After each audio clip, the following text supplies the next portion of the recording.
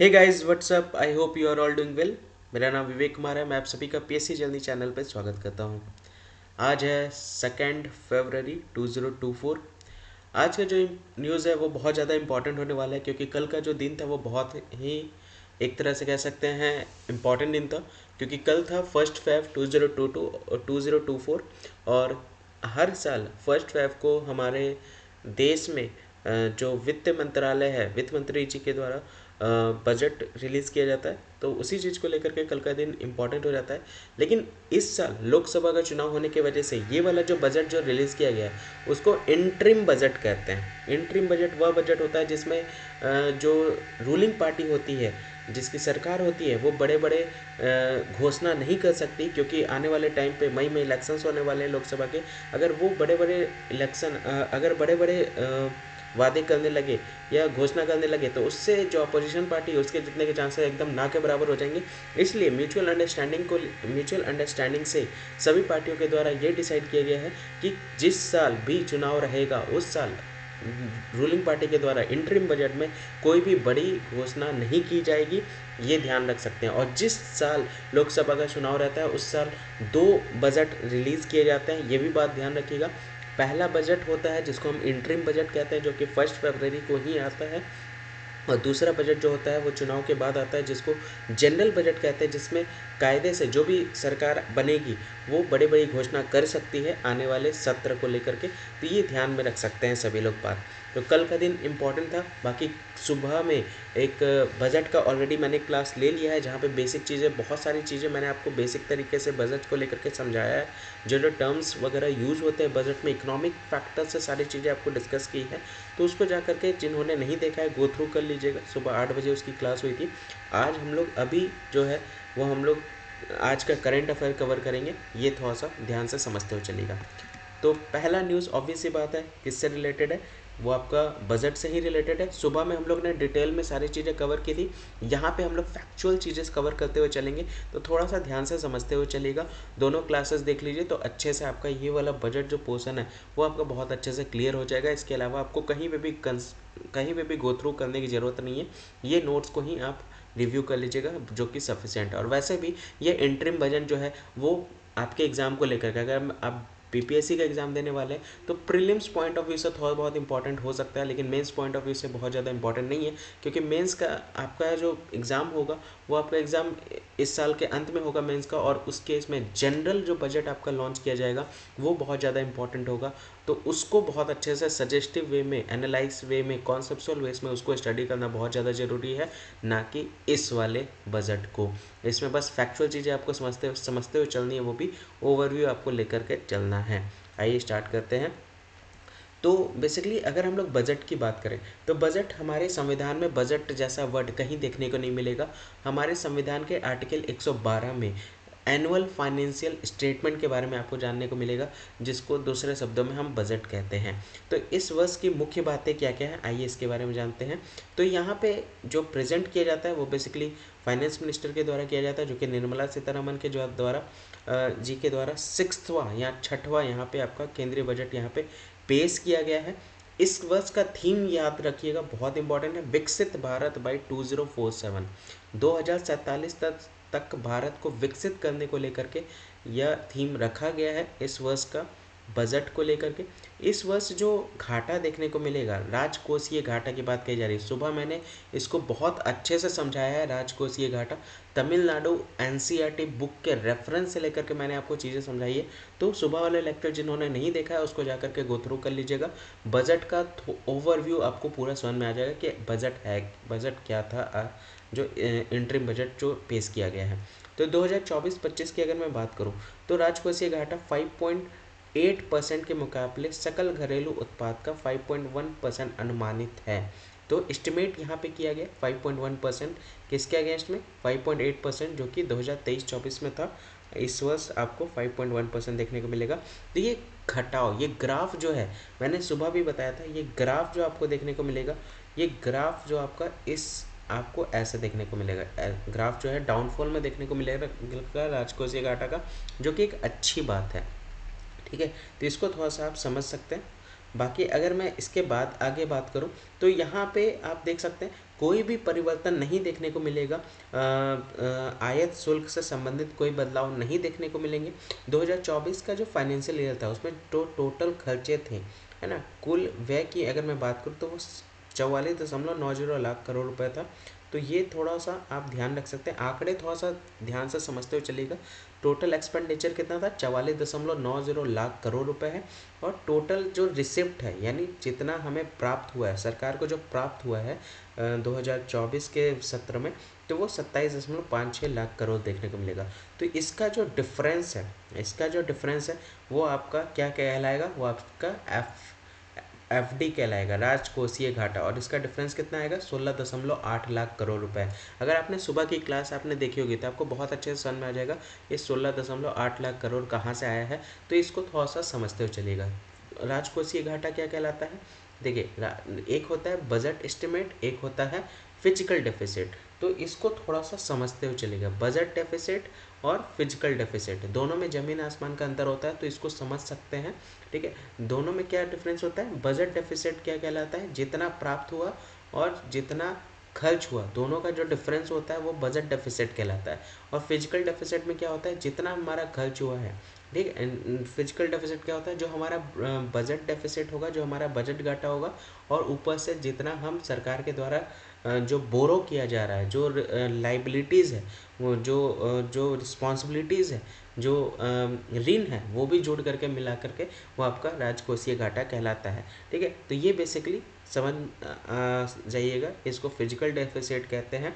सुबह वाले क्लास जिन्होंने नहीं देखा तो बहुत अच्छे से वहाँ पे मैंने डायग्राम्स को लेकर के सारी चीज़ें समझाई है, ग्राफ को लेकर के चीज़ें समझाई है, तो उसको भी गो थ्रू कर लीजिएगा। ठीक है, अब यहाँ पे देखिए कहाँ कहाँ से पैसा आएगा सरकार के पास।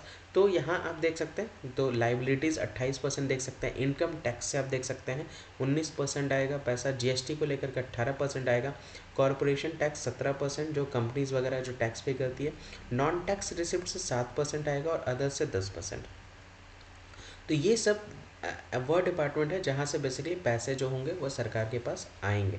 अब कहाँ कहाँ सरकार जो है वो पैसे देगा, एक्सपेंसेस कहाँ का है, तो इंटरेस्ट को जो पे करेगा वो 20% जाएगा।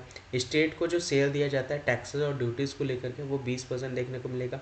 सेंट्रल सेक्टर स्कीम जो है वो 16%, और सेंट्रल स्पॉन्सर्ड स्कीम जो है वो 8% देखने को मिलेगा।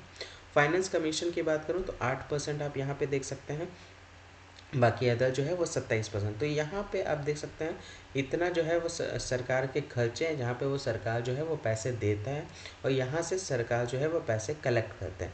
तो ये आपको दोनों ओवरव्यू आपको मिल गया, दोनों जगह के पैसे कहाँ से आ रहे हैं और पैसे कहाँ जा रहे हैं। तो ये आप देख सकते हैं, थोड़ा सा 2-3 डिपार्टमेंट आप देख सकते हैं कहाँ कहाँ से पैसे आ रहे हैं, कहाँ कहाँ से पैसे जा रहे हैं। ठीक है, तो ये आप यहाँ पे देख सकते हैं। इसके बाद अगर बात करें कौन कौन मंत्रालय में कितना कितना रुपए दिया जाएगा, उसकी घोषणा भी यहाँ पे की गई है। डिफेंस सेक्टर की मैं बात करूँ, रक्षा मंत्री की मैं बात करूँ, रक्षा मंत्रालय की बात करूँ, तो वहाँ पे 6.2 लाख करोड़ रुपए यहाँ पे दिए जाएंगे उस मिनिस्ट्रीज़ को। ये कौन देता है, ये केंद्र सरकार देता है, यूनियन देता है, ये ध्यान रखिएगा। फिर रोड सड़क परिवहन में आप देख सकते हैं, रोड ट्रांसपोर्ट में देख सकते हैं मंत्रालय में 2.78 लाख करोड़ रुपए दिए जाएंगे। रेलवे मंत्रालय की मैं बात करूं 2.55 लाख करोड़ रुपए दिए जाएंगे। Consumer affair food and public distribution मंत्रालय की बात करूँ 2.1 लाख करोड़ देखने को मिलेगा। और गृह मंत्रालय की मैं बात करूँ 2.03 लाख करोड़ देखने को मिलेंगे। ग्रामीण मंत्रालय की बात करूँ 1.77 लाख करोड़ देखने को मिलेंगे। और कृषि मंत्रालय की बात करूँ 1.27 लाख करोड़ यहाँ देखने को मिलेंगे। तो ये जगह बजट जो है वो पूरा निर्धारित किया गया कि कौन कौन से मंत्रालय में कितना कितना रुपए एलोकेट किए जाएंगे, वो यहाँ पे बताया गया। थोड़ा सा एक बार नज़र दौड़ा लीजिएगा, सबसे ज़्यादा कहाँ पे, डिफेंस में आप देख सकते हैं सबसे ज़्यादा पैसा इसमें भी इस मंत्रालय को दिया जाएगा। ठीक है, तो ये थोड़ा सा ध्यान दिया जा सकता है। और स्कीम्स की मैं बात करूँ, देखिए कहाँ कहाँ पे कौन कौन सी योजनाएं में सबसे ज़्यादा बजट जो है वो आवंटन किया जाता है, जो दिया जाता है। तो पहला जो है महात्मा गांधी राष्ट्रीय ग्रामीण रोजगार गारंटी योजना। ठीक है, इसमें 86,000 यानी छियासी हज़ार करोड़ रुपए यहाँ देख सकते हैं। आयुष्मान भारत पीएम जन आरोग्य योजना में 7500 करोड़ रुपए देख सकते हैं। उत्पादन से जुड़ी जो प्रोत्साहन योजना है उसमें 6200 करोड़ देख सकते हैं। और सेमीकंडक्टर्स और डिस्प्ले मैन्युफैक्चरिंग इकोसिस्टम के विकास के लिए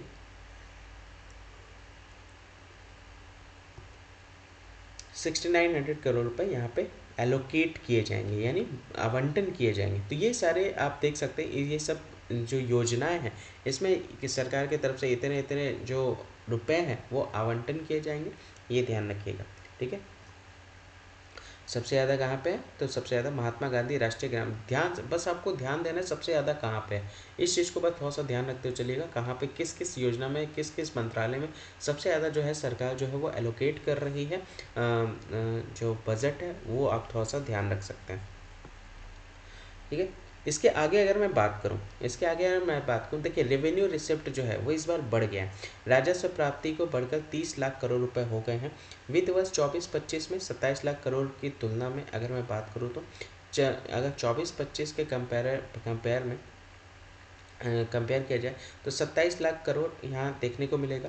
वित्त वर्ष 23-24 की मैं बात करूँ, 23-24 के कंपैरिजन में 24-25 जो सत्र है उसमें 27 लाख करोड़ रुपए बढ़ोतरी देखने को मिलेगा। अगर मैं बात करूँ रिसिप्ट जो है वो डिक्रीज भी हुआ है, जो प्राप्तियां हुई हैं वो घटकर यहाँ पे 17.6 लाख करोड़ रुपए हुआ है। और वित्त वर्ष 2024-25 में 17.9 लाख करोड़ की तुलना में यहाँ पे देख सकते हैं, देखिए यहाँ पे बेसिकली जो बात कही जा रही है इसको थोड़ा सा ध्यान से समझिएगा। यहाँ पे पहला चीज़ तो ये है कि जो रेवेन्यू रिसिप्ट था वो इंक्रीज हुआ है 30 लाख करोड़ रुपए का फाइनेंशियल ईयर 24-25 में, अगर हम इसकी तुलना करें 23-24 से जो कि उसमें 27 लाख करोड़ था। तो पिछला सत्र की अगर मैं बात करूं 23-24 सत्र की बात करूं तो उस समय जो जो राजस्व प्राप्तियां था वो 27 लाख करोड़ था, और इस वर्ष जो राजस्व प्राप्तियां हैं वो 30 लाख करोड़ है, तो 3 लाख करोड़ का यहाँ पे बढ़ोतरी देखने को मिलेगा। बाकी कैपिटल रिसिप्ट की मैं बात करूँ, पूंजीगत प्राप्ति की मैं बात करूँ तो वो घट गया है। वो क्या कितना घट गया है, वो पहले पिछले सत्र की मैं बात करूँ तो 17.9 लाख करोड़ था, और इस सत्र की मैं बात करूँ 24-25 की तो वो 17.6 लाख है। तो 0.3 लाख करोड़ से ये क्या है, पूंजीगत प्राप्ति जो है वो घट गई है। 23-24 की मैं बात करूं तो रेवेन्यू एक्सपेंडिचर जो है वो बढ़ करके 36.5 लाख करोड़ हो गया है।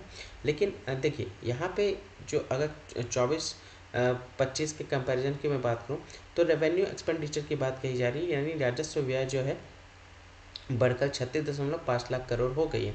ये फुल स्टॉप की वजह से थोड़ा सा आगे पीछे हो गया है, तो इसको थोड़ा सा समझिएगा, इसको कंफ्यूज मत कीजिएगा। तो राजस्व व्यय जो है वो बढ़ करके 36.5 लाख करोड़ हो गया 2024-25 में। अगर मैं इफेक्टिव की मैं बात करूँ, यानी 24-25 की पूंजीगत व्यय में अगर मैं बात करूँ तो ये 24-25 की वित्त वर्ष में 12.7 लाख करोड़ जो था पिछले वर्ष में, वो बेसिकली बढ़ करके 15 लाख करोड़ हो गया इस वर्ष का जो पूंजीगत व्यय है, ठीक है, कैपिटल एक्सपेंडिचर है। तो ये ओवरव्यू है पूरा, तो इसको थोड़ा सा ध्यान से समझिएगा कि यहाँ पे क्या क्या चीज़ें बात कही जा रही है। तो यहाँ 24-25 में कितना है, 30 लाख करोड़, 23-24 में कितना है, 27 लाख करोड़। ये किसकी बात कही जा रही है, राजस्व प्राप्ति की। अब अगर हम पूंजीगत प्राप्ति की मैं बात करूँ तो इस वर्ष 17.6 लाख करोड़ है, और पिछले सत्र में कितना था, 17.9 लाख करोड़ था। अगर 2023-24 सत्र की मैं बात करूँ तो जो राजस्व व्यय है वो बढ़ करके 36.5 करोड़ लाख करोड़ हो गया है, ठीक है, और ये बढ़ गया है। लेकिन अगर मैं पूंजीगत व्यय की बात करूँ तो ये बढ़ करके 15 लाख करोड़ हो गया है, पहले कितना था, 12.7 लाख करोड़। आई होप अब आपको क्लियर हो गया होगा, 2 बार मैंने इसको बता दिया ताकि कन्फ्यूज़न ना हो, एक बार बहुत अच्छे से बारीकी से समझिएगा तो क्लियर हो जाएगा, ठीक है, ज़्यादा प्रॉब्लम नहीं होगा, बस इसको गो थ्रू कीजिएगा, समझ में आ जाएगा। अब जीडीपी जो प्रोजेक्ट किया है 23-24 की मैं बात करूँ तो वो 7.3% है, बढ़ने का अनुमान है। लेकिन अगर मैं एफडीआई की बात करूँ, एफडीआई की मैं बात करूँ 14 से लेकर के 23 तक, तो ये 596 बिलियन अमेरिकी डॉलर था, जो कि बढ़ करके आप देख सकते हैं 2005-14 से अगर इसको कंपेयर किया जाए तो ये दोगुना है, दोगुना आप देख सकते हैं। यानी 2005 से 14 की मैं बात करूं और 2014 से 23 तक की बात करूं तो जो एफडीआई है वो आपका बढ़ करके 596 हो गया है। यहाँ ग्रोथ बहुत तेज़ी से देखने को मिलेगा इकोनॉमिक एक्टिविटी में, ठीक है। और क्योंकि ये वृद्धि इसलिए इतनी उछाल देखने को मिल रही है क्योंकि दिसंबर 2023 में जीएसटी जो है वो बहुत ज़्यादा, जीएसटी का जो कलेक्शन रहा है वो 1.65 लाख करोड़ आप देख सकते हैं, ठीक। तो ये एक अच्छी खासी रकम है जो जीएसटी से कलेक्ट हुआ है सरकार के पास। और इसका एम क्या है? इसका एम है कि हमें राजकोषीय घाटा को कम करना है। राजकोषीय घाटा यानी जो बेसिकली ज़्यादा जो ऋण है अपने ऊपर उसको कम करना है। और इसको कहाँ लेकर के आना है? 4.5% पे लेकर के आना है। कब? 25, 26 के 17 तक। अभी आप देख सकते हैं ग्राफ इसका नीचे आ रहा है, 5.1% तक आ गया। इसको 4.5% तक लाना है अगले सत्र तक, 2025-26 के सत्र तक। तो इसी को लेकर के पूरा एम है यहाँ पे सरकार की तरफ से किया जा रहा है ये सारी चीज़ें। तो इसको थोड़ा सा एक बार गो थ्रू कर लीजिएगा, इसको समझने की कोशिश कीजिएगा, हर एक टर्म्स को बारीकी से याद रखिएगा। इस बार जो जीडीपी प्रोजेक्ट किया गया 7.3% किया गया, ठीक है। एफडीआई समझिएगा, एफडीआई का कलेक्शन दोगुना, 596 बिलियन डॉलर। और यहाँ पे अच्छा, भारत की इकोनॉमी आज के डेट में कितने नंबर पे ये मुझे बताइएगा, भारत की इकोनॉमी, ठीक है। क्वेश्चन भी तो देना ही भूल गया दिमाग में आया ही नहीं क्वेश्चन को लेकर, क्वेश्चन तो मैं बहुत दूंगा, ठीक है। तो ये बेसिकली क्या है, भारत की इकोनॉमी क्या है वो आपको बतानी है। और आपको बताना है कि भारत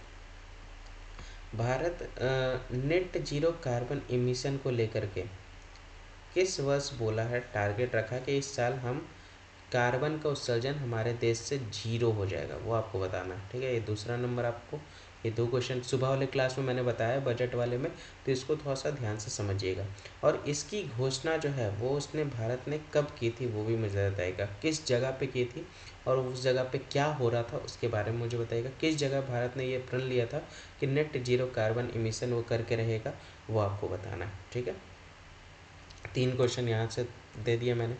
अब यहाँ पे बात कही जा रही है एनुअल फाइनेंशियल स्टेटमेंट। इसके बारे में हमारे संविधान में 112 में वर्णन है। अनुच्छेद 112 में सरकार को 1 अप्रैल से 31 मार्च तक प्रत्येक वित्त वर्ष के संबंध में अनुमानित प्राप्तियां और व्यय का विवरण संसद में प्रस्तुत करने की आवश्यकता। अब ये क्या है, मैंने सुबह भी बताया था। देखिए बजट जो होता है, बजट 3 कैटेगरी में बेसिकली उसको एक्सप्लेन किया जाता है, जहाँ पे मैंने आपको बताया था कि सरकार को खर्च कहाँ करना होता है, कहाँ से पैसे आते हैं, और लेखा जोखा जो होता है लिखित में हो, सारी चीज़ें जो होती है वो दिखानी पड़ती है ना, जो वित्त मंत्री होती हैं। तो बेसिकली आप देख सकते हैं ये स्टेटमेंट जो है, इसी स्टेटमेंट को बेसिकली क्या कहा जाता है, बजट के रूप में जाना जाता है। लेकिन हमारे संविधान में बजट नाम का कोई वर्ड है ही नहीं। एनुअल फाइनेंशियल स्टेटमेंट आपको देखने को मिलेगा, वार्षिक वित्तीय विवरण देखने को मिलेगा अनुच्छेद 112 में हमारे संविधान में, ठीक है। राष्ट्रपति इसे संसद के समक्ष रखवाते हैं, देख सकते हैं राष्ट्रपति के द्वारा इसको क्या किया जाता है, संसद में रखवाया जाता है, संसद में पेश किया करवाया जाता है। फाइनेंस मिनिस्टर जो है वो प्रेसिडेंट के बिहाफ में क्या करती हैं, इसे निर्धारित करते हैं। तो ये ध्यान रख सकते हैं, ठीक है। वित्त मंत्री इसे निर्धारित करते हैं। तो एनुअल फाइनेंशियल स्टेटमेंट ध्यान रखिएगा, वार्षिक वित्तीय विवरण की बात यहाँ पे कही जा रही है, ठीक है। ये था पूरा, आई होप ये पूरा क्लियर हो गया होगा। ये न्यूज़ तो बहुत ज़्यादा बना हुआ है आज के डेट में, आप देख पा रहे होंगे। ये हैं झारखंड के मुख्यमंत्री, जो आज के डेट में मुख्यमंत्री के पद पर नहीं है, रिज़ाइन इनको देना पड़ा और आज के डेट में ये कस्टडी में है, ठीक है। और ये आगामी मुख्यमंत्री के रूप में उभरने वाले हैं। इनका नाम क्या है, इनका नाम है चंपई सोरेन। चंपई सोरेन, ध्यान रखिएगा, हेमंत सोरेन यहाँ पे गिरफ्तार हो गए और चंपई सोरेन अब झारखंड के मुख्यमंत्री पद संभालेंगे। अभी फाइनल डिसीजन नहीं हुआ है, इनके पास 43 समर्थन है, 43 समर्थन है ना एक वीडियो इन्होंने डाला है, अगर आपने नहीं देखा है तो ट्विटर पर जा कर के देख सकते हैं, या न्यूज़ चैनल पर भी आपको देखने को मिलेगा। 43 विधायक के साथ एक वीडियो इन्होंने बनाया है और ये डाला है। तो न्यूज़ देखा कीजिए आप लोग, न्यूज़ में इंटरेस्ट लाइए, ठीक है। नहीं तो मैं तो डेवलप कर ही दूंगा आप लोगों का करंट अफेयर। तो थोड़ा सा इंटरेस्ट लाइए, न्यूज़ कम से कम थोड़ा देर 20 मिनट 25 मिनट एक बार देख लीजिए क्या चल रहा है दुनियादारी में। बाकी हेमंत सोरेन जो है, जो मुख्यमंत्री थे झारखंड के, उनको अरेस्ट कर लिया गया ईडी के द्वारा। ईडी, इन्फोर्समेंट डायरेक्टरेट, ठीक है। इन्फोर्समेंट एक्ट, चलिए मुझे इसके बारे में बताइएगा, इनका काम क्या है। चलिए 5th क्वेश्चन मैंने दे दिया। ईडी के बारे में देखते हैं कितने लोग क्या क्या जानते हैं इसके बारे में, देखते हैं क्या रिसर्च करते हैं और क्या आप लोग का मुझे कमेंट सेक्शन में आंसर चाहिए। देखिए कमेंट सेक्शन में मुझे आंसर सबका चाहिए। आंसर बहुत से लोग करते रहते हैं और सही, मुझे अच्छा भी लगता है जब सब लोग भाग लेते हैं आंसर में। और मुझे लिटरली अच्छा लगता है कि आप लोग इतना सिंसियरली सारे क्वेश्चन के आंसर देते हैं मेरे, जो भी मेरे द्वारा क्वेश्चंस पूछे जाते हैं। जैसे कल का डेट में भी अगर मैं बात करूं तो कल के डेट में भी बहुत से लोगों ने जो मेरे द्वारा क्वेश्चन पूछे गए थे उसका आंसर उन्होंने दिया था। कल वाली क्लास जो थी वो एक आईएनए की नहीं हो पाई थी, तो कल जो क्लास हुई थी वो बस एक ही हुई थी, मॉर्निंग वाली क्लास। बाकी कल वाली क्लास में सभी लोगों ने बढ़ चढ़ करके आंसर दिया। अगर मैं बात करूँ तो वंदना के द्वारा आंसर आया है, मनप्रीत कुमारी के द्वारा आया है, पूजा कुमारी दी है, सिमरन ने दिया है, ये लोग बहुत अटेंटिव, जीतू ने दिया है, शुभ सिंह ने दिया है। तो ये लोग एक्टिवली सारे क्वेश्चन के आंसर देते हुए आ रहे हैं और अच्छे से इन लोग सारे क्वेश्चंस के आंसर दे। ऐसा नहीं कि बस कुछ भी मेंशन कर देते हैं, ये सारे क्वेश्चंस के आंसर इनके द्वारा रेगुलर बेसिस पे आपके कवर कराए, मतलब इन लोग देते हैं और ये लोग एक्टिव रहते हैं हमेशा। तो अच्छा लगता है इस तरह से, जो लोग नहीं आंसर दे रहे वो भी लोग आंसर दें, आप अपने तरीके से आंसर दें जो आंसर होगा। तो ईडी के बारे में आपको बताना है, ईडी है क्या, ईडी का रोल क्या है। तो इनको बेसिकली चार्ज यहाँ पे आपको देखने को मिलेगा, चार्ज लगाया गया था इनके ऊपर किस चीज़ को लेकर के, मनी लॉन्ड्रिंग को लेकर के। और कितना रुपए, बेसिकली स्कैम की बात कही जा रही है, 600 करोड़ रुपए की भूमि घोटाले की बात कही जा रही है, जिसके वजह से इनको अरेस्ट किया गया है। ठीक है, और ये बेसिकली ईडी द्वारा जब पूछताछ के लिए 7 समन का उल्लंघन किया, यहाँ पे 7 बार बुलावा भेजा गया था ईडी के द्वारा और इन्होंने उसको सीरियसली नहीं लिया, उसका उल्लंघन किया और गिरफ्तारी की आशंका जताई थी और उनको अरेस्ट कर लिया गया।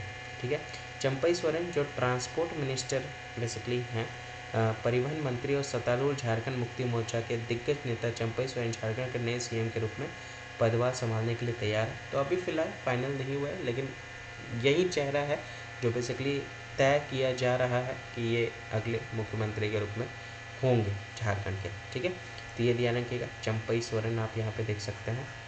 ऐसे तो बीच में एक चीज़ और आया था कि इनकी वाइफ को ये बनाना चाहता है, लेकिन आगामी नवंबर दिसंबर में चुनाव होने वाला है वापस से, तो वो रिस्क नहीं लेना चाहते हैं।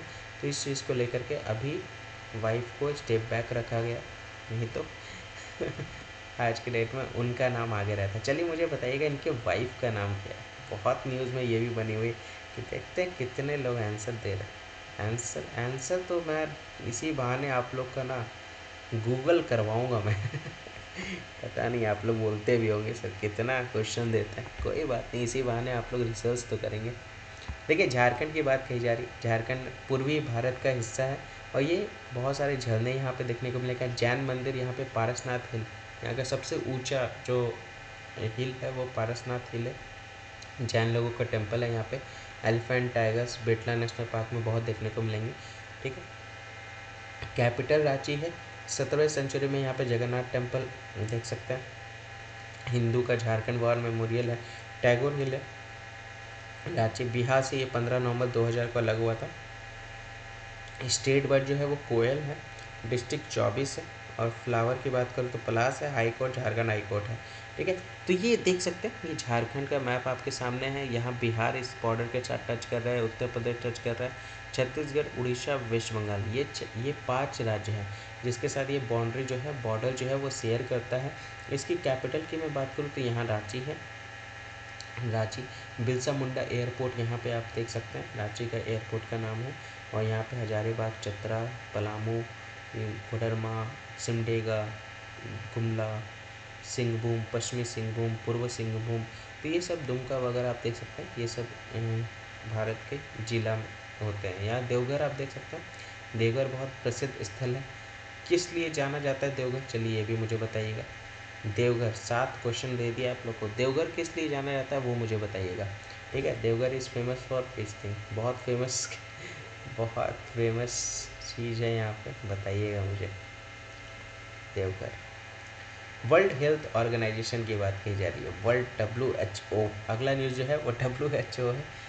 चलिए WHO क्या है? WHO, देखिए मुझे आंसर मुझे कमेंट सेक्शन में चाहिए, ठीक है, मुझे चैट में आंसर नहीं चाहिए। बहुत से लोग चैट में आंसर करते रहते हैं, तो कमेंट सेक्शन में आंसर दीजिए। WHO की तरफ से यहाँ पे फैटी को, यहाँ पे क्या कहा जा रहा है, ट्रांस फैटी को खत्म करने में अग्रणी प्रयास यहाँ पे किया जा रहा है, और प्रयास के लिए देश को सम्मानित यहाँ पे किया गया है। तो अवार्ड दिया गया, सर्टिफिकेट दिया गया 5 देशों को बेसिकली, जिसमें डेनमार्क हो गया, लिथुनिया हो गया, पोलैंड हो गया, सऊदी अरबिया हो गया, थाईलैंड हो गया। तो ये सारे 5 देश हैं जो बेसिकली औद्योगिक रूप से उत्पादित और प्राकृतिक रूप से पाए जाने वाले ट्रांस फैटी एसिड दोनों को खत्म करने में प्रगति में, यानी यहाँ पे आगे हैं, ये ध्यान रख सकते हैं। एडवांस यहाँ पे इनके द्वारा स्टेप्स उठाए जा रहे हैं ताकि जो ट्रांस फैटी है उसको ख़त्म किया जा सके। 53 देश के द्वारा बहुत सारे प्रैक्टिस, बहुत सारे पॉलिसीज़ यहाँ पे निकाले गए हैं ताकि ट्रांस फैटी एसिड को ख़त्म किया जा सके खाने में से। और यहाँ पे आप देख सकते ट्रांस फैटी की बात यहाँ पे कही जा रही है, और यहाँ पे 3.7 बिलियन लोगों को, दुनिया भर के लोगों को इससे बचाया जा सके, ठीक है। तो यहाँ पे टारगेट, यहाँ पे वर्चुअल एलिमिनेशन के थ्रू ट्रांस फैटी एसिड यहाँ पे 2025 में उन्मूलन का यहाँ पे लक्ष्य रखा जाएगा, ठीक है। WHO के द्वारा विश्व स्तर पर ये बात कही जा रही है। तो यहाँ पे सर्टिफिकेट जो दिया गया Denmark, Lithuania, Poland, Saudi Arabia and Thailand को दिया गया, ताकि वो बहुत अच्छे से ट्रांस फैटी एसिड को रिमूव कर रहे हैं, ठीक है। तो एक बहुत इम्पॉर्टेंट पार्ट हो जाता है ह्यूमन हेल्थ से रिलेटेड, और जनरली इसके ऊपर वर्क करना भी बहुत ज़्यादा ज़रूरी है। आज के डेट में इंडिया में अगर देखा जाए तो बहुत सारे फैटी पर्सन आपको देखने को मिलेंगे जो कॉर्पोरेट वर्ल्ड में खास करके, ठीक है। तो वो वही चीज़ को यहाँ पे ख़त्म करने की बात कही जा रही है फूड में, ठीक है। अगला इम्पॉर्टेंट न्यूज़ है वो coast guard day. Coast guard day कब सेलिब्रेट किया जाता है? Coast guard day basically celebrate किया जाता है 1 फरवरी को, ठीक है, जिस दिन बजट आता है, याद रहेगा सभी लोग को, बजट आता है उसी दिन। चलिए मुझे एक बताइएगा, 26 जनवरी के दिन एक दिवस सेलिब्रेट किया जाता है, उस दिवस को क्या कहता है? ये 8वां नंबर क्वेश्चन। ये तो याद करने के लिए बोला था कि 26 जनवरी से कनेक्टेड है तो आपको याद होगा। तो मुझे बताइएगा 26 जनवरी को कौन सा दिवस जो है वो सेलिब्रेट किया जाता है, ठीक है। और यहाँ पे कोस्ट गार्ड डे जो है वो 1 फरवरी को यहाँ पे मनाया जाता है। 1 फरवरी 1977 को अंतरिम यानी इंटरिम इंडिया कोस्ट गार्ड जो है वो स्थापित किया गया था, यानी उसकी बेसिकली उसको सेटअप किया गया था, ठीक है। ये क्यों किया गया था? ताकि जो सी बॉर्न स्मगलिंग होती है गुड्स की, ठीक है, समुद्री माल की तस्करी को रोकने के लिए इसकी स्थापना की गई थी 1 फरवरी 1977 को। और 18 अगस्त 1978 की अगर मैं बात करूं तो पार्लियामेंट में पूरी तरह से ऑफिशियली जो है वो इस दिवस को क्या किया गया था, एक्सेप्ट कर लिया गया था। इस दिवस को सेलिब्रेट करने के लिए, बनाने के लिए इसकी घोषणा कर दी गई थी, तो ये ध्यान रख सकते हैं। डायरेक्टर जनरल की मैं बात करूँ तो राकेश पाल है, और AVSM है, PTM है, TM है। यहाँ पे 25 डायरेक्टर जनरल आपको देखने को मिलेगा। ये आपके जो हैं 20 राकेश पाल जो हैं वो 25 डायरेक्टर जनरल आप देख सकते हैं इंडियन कोस्ट गार्ड के हैं, ठीक है। ये सारे उनकी पोस्ट हैं। तो डायरेक्टर जनरल कौन है बेसिकली? तो राकेश पाल, याद रखिएगा, ठीक है। कोस्ट गार्ड डे कब सेलिब्रेट किया जाता है? 1 तारीख को सेलिब्रेट किया जाता है। खेलो इंडिया यूथ गेम्स इसके बारे में तो कल भी हम लोगों ने कवर किया था। कहाँ पे ये हो रहा है? बेसिकली आपका नॉर्थ इंडिया जो कि लद्दाख में। इसकी इनाग्रेशन जो की गई थी, इसका जो बेसिकली हरी झंडी यहाँ दिखाई गई थी, जो उद्घाटन हुआ था सेरेमनी का, वो अनुराग सिंह ठाकुर के द्वारा हुआ था। और यहाँ पे बेसिकली चेन्नई में खेलो इंडिया यूथ गेम्स तमिलनाडु के समापन समारोह को में ट्रॉफियाँ यहाँ पे प्रदान की गई। यहाँ पे जो यूथ गेम्स चल रहा था उसके क्लोजिंग सेरेमनी में यहाँ पे तमिलनाडु में, चेन्नई में, यहाँ पे इनको बेसिकली ट्रॉफ़ी प्रदान की गई है तमिलनाडु को। फर्स्ट पोजीशन यहाँ पे आप देखिए तमिलनाडु में ट्रॉफ़ी प्रदान की गई है। यहाँ पे फर्स्ट पोजीशन जो हासिल किया है वो महाराष्ट्र है, ठीक है। महाराष्ट्र जो है वो पहला स्थान यहाँ पे हासिल किया है, ठीक है। और यहाँ पे इसके द्वारा 158 पदक यहाँ पे जीते गए। कैसे? 57 गोल्ड, 48 रजत, 53 कांस्य, ये 3 आप यहाँ पे देख सकते हैं। दूसरा स्थान की मैं बात करूँ तो दूसरा स्थान तमिलनाडु है। तमिलनाडु को 98 यहाँ पे मेडल मिले, 38 गोल्ड हो गया, 21 सिल्वर हो गया, 39 ब्रॉन्ज हो गया, ठीक है। और अगर मैं थर्ड पोजीशन की मैं बात करूँ, थर्ड पोजीशन हरियाणा है 103 मेडल के साथ, 103 मेडल के साथ, इसमें गोल्ड जो है वो 35 है, सिल्वर 22 है, 46 बना। अब आप कह रहे होंगे कि अब आप सोच रहे होंगे, क्या सोच रहे होंगे कि ये 158 मेडल है, चलो महाराष्ट्र टॉप पे इस में आ गया, तमिलनाडु 98 मेडल है, ये सेकेंड में आ गया, तो थर्ड में तो इससे कम होना चाहिए ना 103 मेडल। रैंक जो होता है बेसिकली गोल्ड को लेकर के आप देखिए, गोल्ड यहाँ पे कितना जीता गया, सोना 57, यहाँ पे कितना दिया है, जीता गया 38, और यहाँ पे कितना है 35। तो यहाँ पे आप देख सकते हैं तीसरा स्थान हरियाणा है 103 पदक के साथ, 58 पदक के साथ तमिलनाडु सेकेंड नंबर पे, और महाराष्ट्र 158 नंबर पे आप यहाँ पे देख सकते हैं। तो ये बेसिकली रिजल्ट है यूथ गेम्स को लेकर के, खेलो यूथ गेम्स। अनुराग सिंह ठाकुर के द्वारा यहाँ पर ट्रॉफीज जो दी हैं इस सेरेमनी के दौरान, इस गेम के दौरान, ये ध्यान रख सकते हैं, ठीक है। आगे बढ़ते हैं। अभी अगर हम लोग इसी में बात करें तो कितने एथलीट्स इसमें भाग लिए थे, तो यहाँ पे 4454 एथलीट जो हैं उन्होंने भाग लिया था। 26 स्पोर्ट्स यहाँ पे खेले गए थे, ठीक है। और कितने राज्य से लोग जो आए थे इस गेम को खेलने के लिए, तो 36 राज्य केंद्र शासित प्रदेश के तो इससे लोग आए थे। बराबर का रिप्रेजेंटेशन आप यहाँ पे देख सकते हैं, 2307 आप यहाँ पे देख सकते हैं एथलेट जो मेल है, और 2147 दे सकते हैं, लगभग दोनों बराबर ही आप देख सकते हैं। जो महिला और पुरुष की जो संख्या है यहाँ पे इस गेम में पार्टिसिपेट करने की, वो लगभग बराबर आप देख सकते हैं। स्विमर वृत्ति अग्रवाल की मैं बात करूँ, और जो तेलंगाना की है, वो one of the best athlete of the game है, यानी सर्वश्रेष्ठ एथलीट में से एक बन गई है, जिन्होंने टोटल 5 गोल्ड मेडल जीते। देख रहे हैं वृत्ति अग्रवाल स्विमर है, तो ये सारे पॉइंट्स आप यूज़ कर सकते हैं। 30 रिकॉर्ड यहाँ पे बना है इस एडिशन में, इस संस्करण में, तो ये ध्यान रखिएगा। खेलो इंडिया गेम्स की बात यहाँ पे कही जा रही है, ठीक है। अगला जो है वो कंज्यूमर प्राइस इंडेक्स की बात कही जा रही है। Consumer price CPI economic term है, आई होप आप लोगों ने। चलिए मुझे बताइएगा ये सीपीआई है क्या, इसको आप लोग डिफाइन कीजिएगा, ठीक है। इसको आप लोग डिफाइन कीजिएगा कि what is CPI, consumer price index. देखते हैं किस तरह से आप लोग इसको डिफाइन करते हैं। क्वेश्चंस की कमी तो नहीं होगी, तो ये ध्यान है। औद्योगिक श्रमिकों के लिए उपभोक्ता मूल्य सूचकांक में मामूली कमी देखी गई है, सीपीआई की बात की जा रही है। इंडस्ट्रियल वर्कर को लेकर के बहुत कमी हल्का सा स्लाइटली कम देखने को मिला है ग्राफ। पूरे all India consumer price index की मैं अगर मैं बात करूँ तो अखिल भारतीय उपभोक्ता मूल्य सूचकांक 0.3 अंक घटकर 13.8 हो गया है, ठीक है। तो यहाँ पे आप देख सकते हैं सीपीआई इंडस्ट्रियल वर्कर्स के लिए 138.8 है, घट करके, और कितना घटा है 0.3 पॉइंट घटा है, यानी पिछली बार जो था वो कितना था 139.1 था, और इस बार 138.8।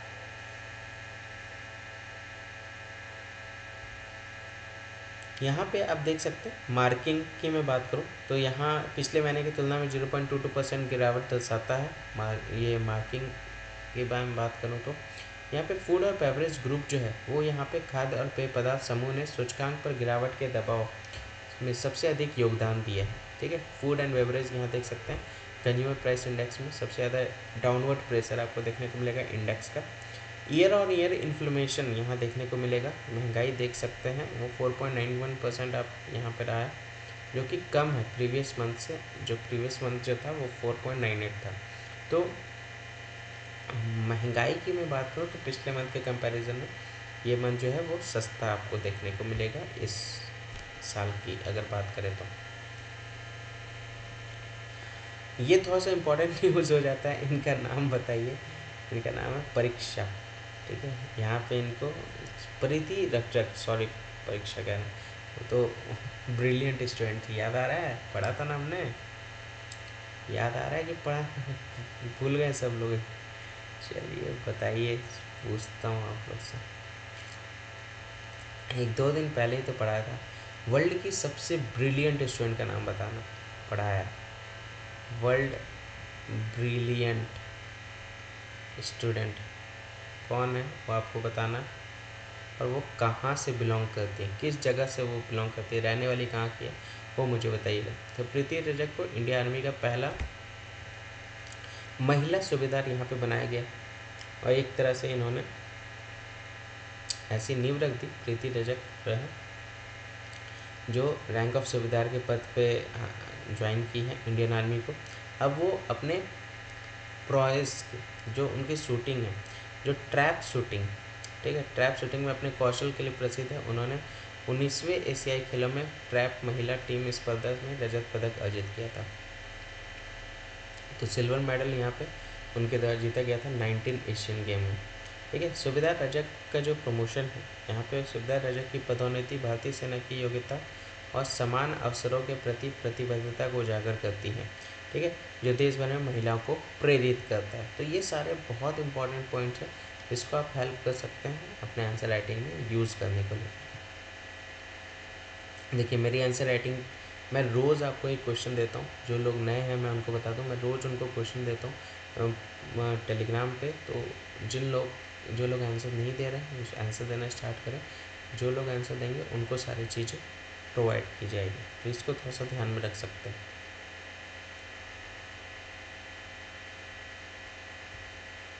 ठीक है। चलिए आगे, नाम रखिए, याद रखिएगा प्रीति रजक यहाँ पे इनका नाम है। अगला यहाँ पे इनको देख सकते हैं, ये भी थोड़ा सा इम्पोर्टेंट न्यूज़ है।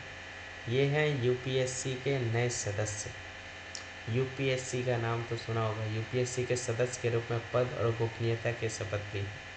तो सेक्रेसी और यहाँ पे शपथ लिए इन्होंने। 1990 में से भारतीय विदेश सेवा के सदस्य श्री संजय वर्मा ने संघ लोक सेवा आयोग के सदस्य के रूप में शपथ लिया है। उनके व्यापक करियर में स्पेन और अंडोरा, यहाँ देख सकते, देखिए उनके व्यापक करियर में कौन कौन सा बेसिकली जहाँ पे उन्होंने काम किया है, भूमिका निभाई है।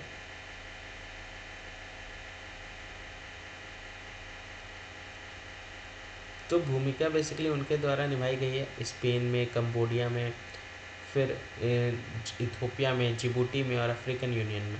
तो स्पेन, अंडोरा, इथोपिया, जिबूटी, अफ्रीकी संघ में राजदूत भूमिका इनके द्वारा निभाया गया। वे यूपीएससी में अपनी नई भूमिका में अंतर्राष्ट्रीय संबंधों और कूटनीति में प्रचुर अनुभव लेकर आए हैं। तो जो इंटरनेशनल रिलेशन और डिप्लोमेसी वाला जो टॉपिक है उसमें उनका रोल बहुत ही महत्वपूर्ण है, और बहुत अच्छा खासा एक्सपीरियंस भी है। तो उस चीज़ को लेकर के वो ये पोस्ट जो है वो ज्वाइन किए हैं। क्लियर, समझ में आया। तो ये था पूरा आज का करेंट अफेयर। आई होप ये पूरा न्यूज़ जो है वो आपको बहुत अच्छे से समझ में आया होगा। सुबह बजट मैंने आपको कराया था, सुबह 8 बजे वाली क्लास। जिन लोगों ने भी सुबह 8 बजे वाली क्लास नहीं देखी है, ऊपर आपका शो हो रहा होगा सुबह 8 बजे वाला यूनियन बजट, उस पर क्लिक करके क्लास देख लीजिएगा। बहुत सारे क्वेश्चंस मैंने पूछे हैं, तो उसका आंसर भी देते हुए चलिएगा। मैं आपको वीडियो में अनाउंस तो कर ही देता हूँ किन किन वाला आंसर आया। तो आंसर कीजिए जितने क्वेश्चंस पूछे जा रहे हैं, मुझे भी अच्छा लगता है इनकेस आप भी रिसर्च करते हुए चलिए, ठीक है। तो आज के लिए बस इतना ही, मिलते हैं कल के वीडियो में। कल सुबह में ये करंट अफेयर की क्लास होगी। आज बजट की वैसे ये वाली क्लास अभी हो रही है, नहीं तो कल सुबह जो है टाइम से वैसे ही रोज़ क्लास होगी। तो आज के लिए बस इतना ही। जय हिंद, जय भारत।